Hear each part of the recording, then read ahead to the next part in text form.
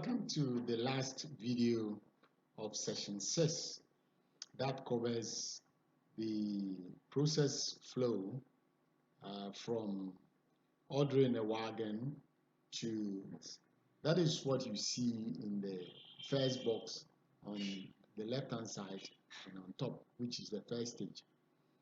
The first stage of the various action to be taken by the consignor, who may be represented by the freight forwarder, would be the ordering of wagons. This is the main reason why I took the trouble to let you know the different types of wagons available, their special characteristics, like whether they are 2-axle or 4-axle, or what we call boogie wagons. And then in the matters of interest to forwarders, I also emphasize the difference in the length of wagons from 12, 15, 18, 20, 25 meter long wagons. You need to really examine your goods, have a good survey, and have a good discussion before you decide what sort of wagon it will require. If they are special goods, if the goods are perishable or frozen goods, remember you have to know the wagon that will be required, which will be a reefer wagon. If mistakenly you decide to order covered wagons to carry perishable goods, that will be a terrible professional error for a forwarder to do that. So here let's concentrate on the various stages of the process flow. The first one is ordering of wagons, and this is the responsibility of the consignor, which is usually delegated to the freight forwarder, which is why you are doing this module. You need to understand what you need for you to be able to provide the service. The ordering can be done on phone, by fax, or any other means of communication. So remember, the nearest carrier will be known to freight forwarders within any locality, so they would easily know who is calling and what not to take the order. So that is one stage. The second stage of the process flow is delivering of empty wagons. Wagons are very expensive and they could cost as much as $35,000. So please, when you order a wagon, you should be very, very cautious about it. You cannot order a wagon and just expect the carrier to just deliver the wagon just anywhere. You have to agree on where the wagon has to be delivered for your loading. If the wagon is going to be loaded at the freight station or the railway station, then it has to be established, or it has to be set so that the carrier knows exactly where they deliver the wagons. And this will require the forwarder to arrange for maybe a staff or an employee to go and receive the wagons, because carriers will not just dump a wagon just anywhere, on any siding or branch without proper handing over, because if anything happens when they are delivered, the liability is on the forwarder. So the delivery of empty wagons, it's a full stage of the process flow, which has to be done with due diligence. When the wagons are delivered empty, it should be the wagon should be in a good condition, because the representative for the wagon, the representative of the freight forwarder, would have to endorse or sign forms to confirm the condition in which the wagons are delivered to where it is agreed to be delivered, because in the end you'll be returning it, and you have to return in good condition. So when you receive in bad condition and you don't do the due diligence and pretend to accept it as in good condition. Remember, some claims will be made against the forwarder. So the forwarder should train their staff in order to know what good wagons are. So they only receive wagons in good condition. The third stage is the loading. The loading will be done either by the forwarder or consignor or the railway company. And this is determined by the conditions prevailing at the forwarding station. You remember when we were going through the legal framework, it was mentioned that if the conditions at the forwarding station is such that the shipper loads, then remember, as a forwarder, you have the responsibility to load and do the paperwork before you hand over. If the condition at the forwarding station is such that the carrier loads, then the carrier will load, and then they would give an invoice to the forwarder or shipper to pay for the cost of loading, because it is part of the CIM contract of carriage. At the fourth stage, two things may happen at the same time. Some goods that are being shipped to foreign countries would have to be declared to customs for the right thing to be done. And this is the stage of documentation.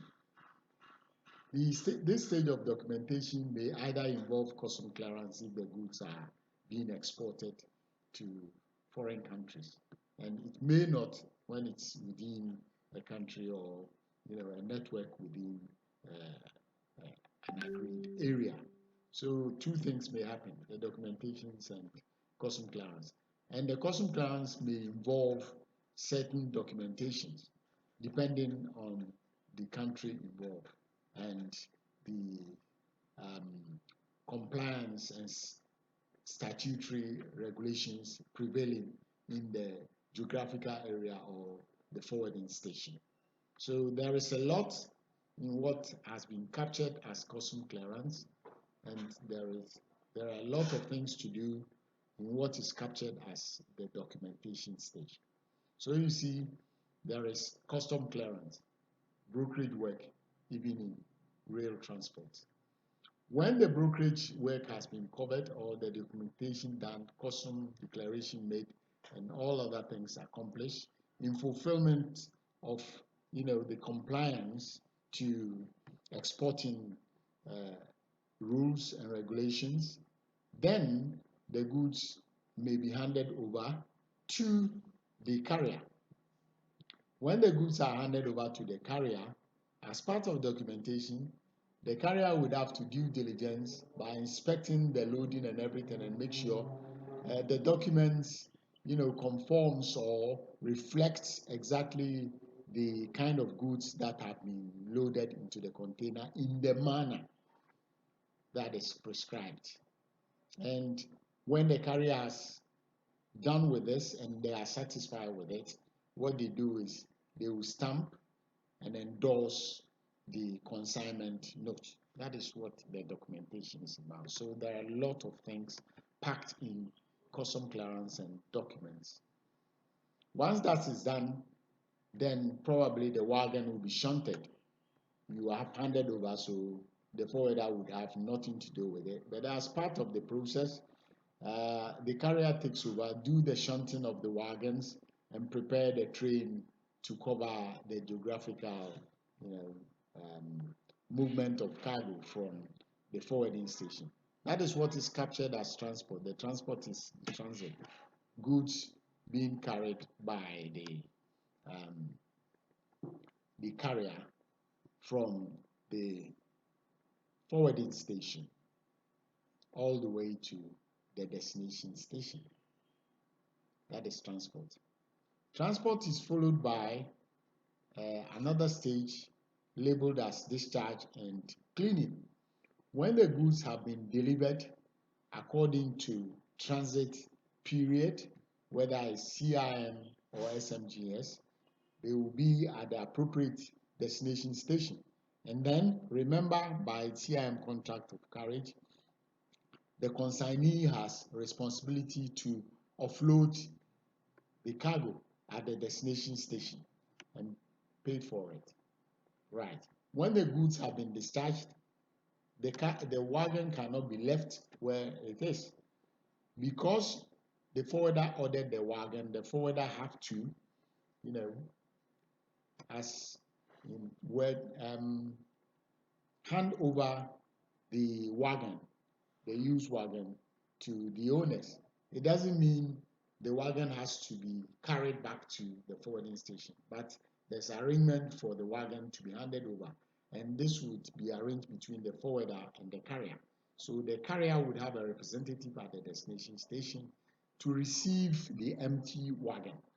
And if the wagon is not clean, they require to be cleaned thoroughly and be brought into the conditions in which the forwarder received it in the first place at the forwarding station. And by this, in most of the advanced countries where forwarders use rail transport, some forwarders have their own cleaning vans with equipment to enable them clean the containers, properly before they hand over. Remember, if the carrier has to clean it, then they will have the right to give you the bill for the cleaning, and that may cost you anything. So that gives an opportunity for forwarders to have, a subsidiary business going, cleaning of containers using special vacuum cleaners and washing and equipment for doing it. So that is one identifiable stage in the process flow. When the wagon has been thoroughly cleaned, then the carrier could be called in, and in this case, a representative of the carrier at the destination station would receive the wagon, and they will only receive if the wagon is in the condition that is acceptable to them. If not, they will note all that, and then whatever they need to do, they will do, and any charges or any costs that come onwards will be charged onto the forwarder. So that brings us to the end of what we call restitution of rail wagon, when the forwarder or the forwarder's representative, because remember here, the forwarder may not need to follow the train from one country to the other.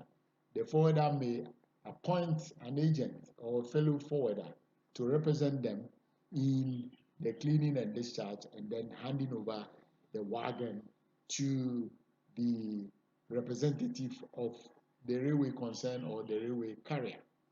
So this is the entire process flow from the ordering of wagons until the restitutions of the rail wagon.